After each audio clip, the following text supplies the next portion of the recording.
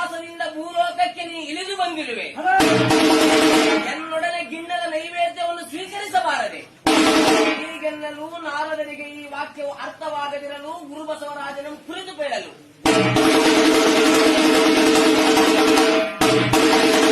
ಗುರುಬಸವರಾಜರೇ ಈ ವಾಕ್ಯವನ್ನು ಬಿಡಿಸೆನಲು ಸೂರ್ಯನ ಸುತ ಯಮಧರ್ಮರಾಜ. ಯಮಧರ್ಮರಾಜನ ವಾಹನ ಕೋಣ.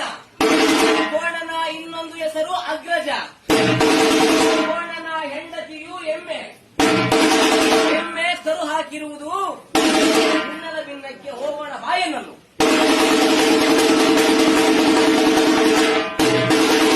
ಯಾವುದೇ ಜಾತಿ ಭೇದಗಳ ಮರೆಯದೆ ಹರಿಜನ ಮಹಿಳೆಯು ಭಿನ್ನದ ಎಡೆಯನ್ನು ಕೊಟ್ಟಾಕ್ಷಣವೇ ಮೂಲ ನಕ್ಷತ್ರದೊಳ ಎರೆಯುವ ತನ್ನ ರಥೋತ್ಸವಕ್ಕೆ ಏರುವನು ಈ ನಮ್ಮ ಗುರುಬಸವನು.